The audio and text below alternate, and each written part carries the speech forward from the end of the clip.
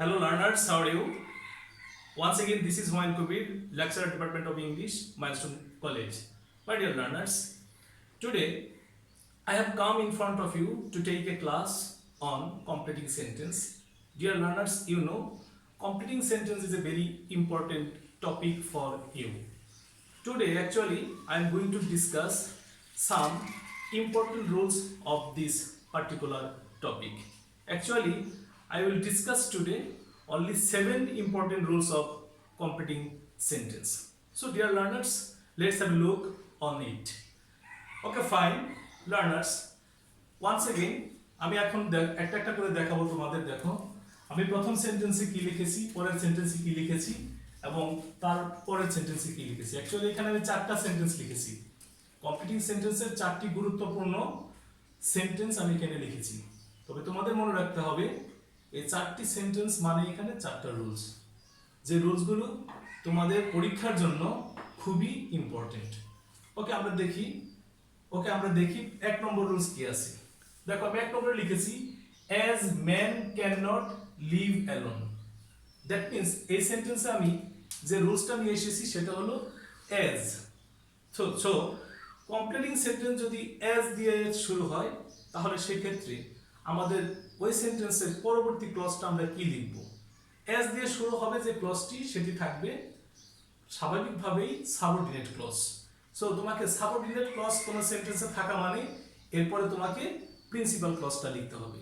তো subordinate clause যুক্ত ক্লজের পরে যদি তুমি প্রিন্সিপাল ক্লজটা লিখতে চাও তাহলে কমপ্লিটিং সেন্টেন্সের ক্ষেত্রে যে সেন্টেন্সটা দেওয়া থাকবে ঠিক সেই সেন্টেন্সের টেন্সের উপরে বেস করে পরের ক্লজটা লিখতে হবে। তাহলে আমরা এখন দেখি এখানে কি লিখেছি। আমি লিখেছি as man cannot live alone। তার মানে এখানে ভার্ব আছে কি ক্যান নট লিভ। সো এটা প্রেজেন্ট ইনডিফিনিট টেন্সে আছে, তার মানে প্রেজেন্ট টেন্সে আছে। সো যদি প্রথম ক্লজটি প্রেজেন্ট টেন্সে থাকে তাহলে পরের ক্লজটি ভার্বও আমাদের প্রেজেন্ট টেন্সে লিখতে হবে। সেক্ষেত্রে কি আসে, as man cannot live alone we can take help of others। কি বলেছি, as man cannot live alone we can take help of others। মানুষ যেহেতু একা বাস করতে পারে না, আমরা অন্যদের সহযোগিতা নিতে পারি। তাহলে এর যুক্ত সেন্টেন্স এখানে ক্যান থাকার কারণে এখানে ক্যান লিখেছি। আবার যদি এখানে কুড থাকতো তাহলে এখানে আমাদেরকে কুড লিখতে হতো। আমরা যদি এরপরের সেন্টেন্সে যাই সেটা কি লিখেছি দেখো, they were so that, so lazy that. যদি কোনো sentence so dot dot that যুক্ত থাকে এবং সেই সেন্টেন্সে আমরা যদি কমপ্লিটিং সেন্টেন্স করতে চাই তাহলে মনে রাখতে হবে যে দ্যাট এর আগে কি আছে, সো আছে এবং তার পূর্বে আছে কি ভার্বটা ওয়ার V2। তাহলে এখানে V2 প্লাস অ্যাডজেক্টিভ লেজি। তাহলে পরের ক্লজটা আমাদেরকে অবশ্যই সাবজেক্ট প্লাস ভার্ব টু নিয়ে আসতে হবে। They were so lazy that they could not gate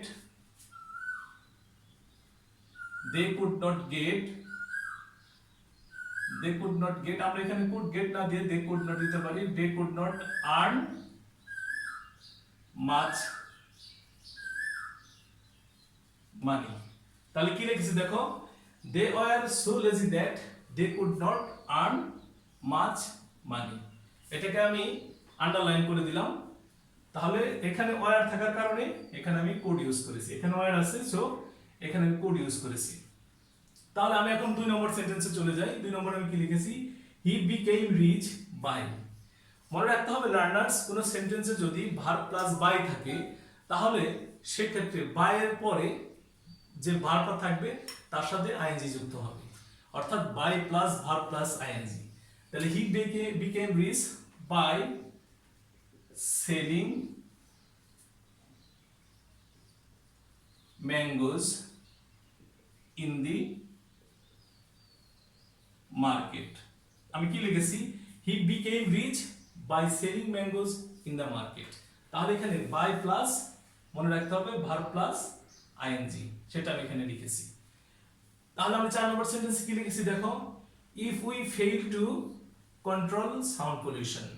তাহলে এখানে if plus subject plus verb one যদি থাকে, তার মানে ধরে নিতে হবে ইফ ক্লজটি সেখানে ফার্স্ট কন্ডিশনালে আছে।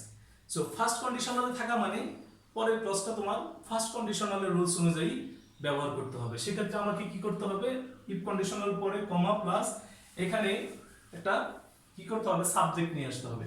If we fail to control sound pollution, তাহলে আমরা লিখতে পারি it will be very harmful for us.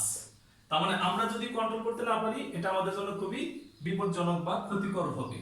তা আমি আন্ডারলাইন করে দিলাম। তাহলে এখন দেখো, এখানে actually I have discussed 4 important rules giving 4 sentences as examples.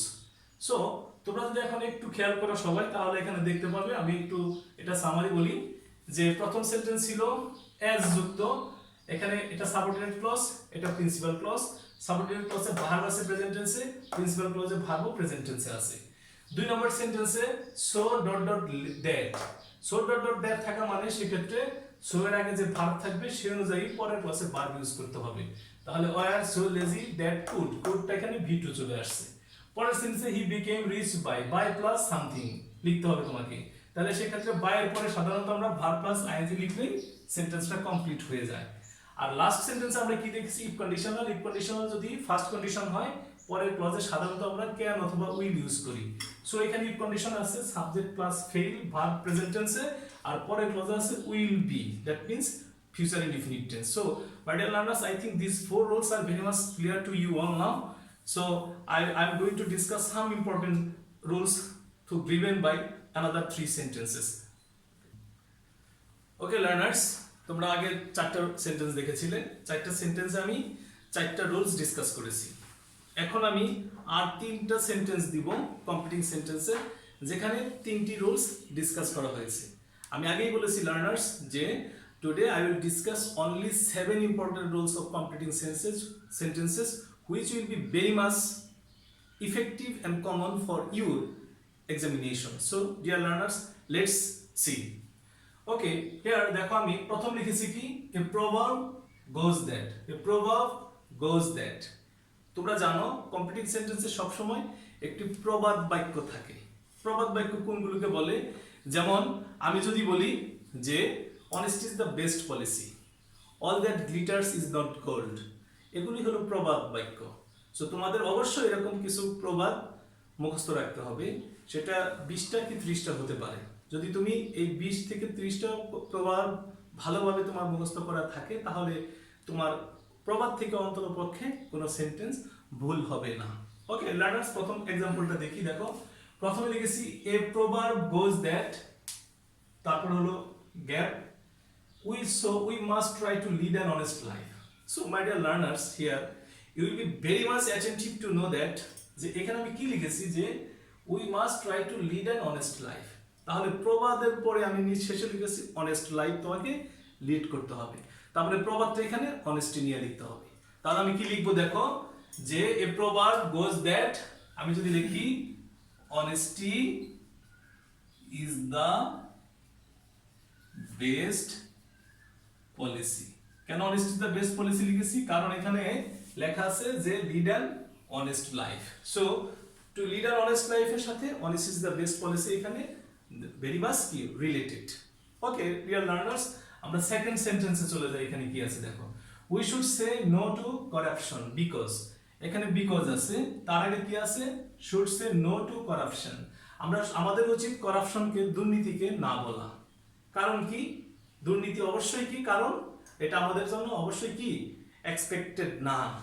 তাহলে আমি কি লিখবো এখানে দেখো, so we should say no to corruption because it's a curse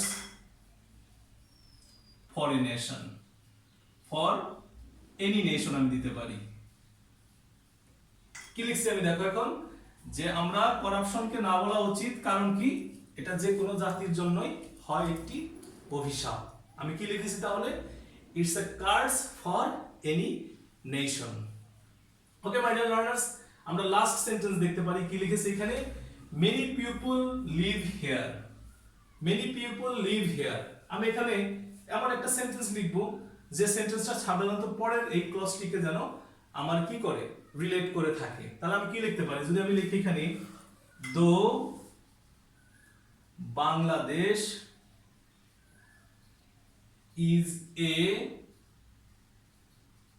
small country, তাহলে আমি কি লিখছি দেখো, দো Bangladesh is a small country, many people live here. তাহলে দো, এখন দো এর রুলসটা তোমাদেরকে জানতে হবে। দো যদি কোনো সেন্টেন্সে বসে তাহলে পরের ক্লজটি হবে দো যুক্ত ক্লজের পুরোপুরি অপোজিট বা কন্ট্রাডিক্টরি হবে।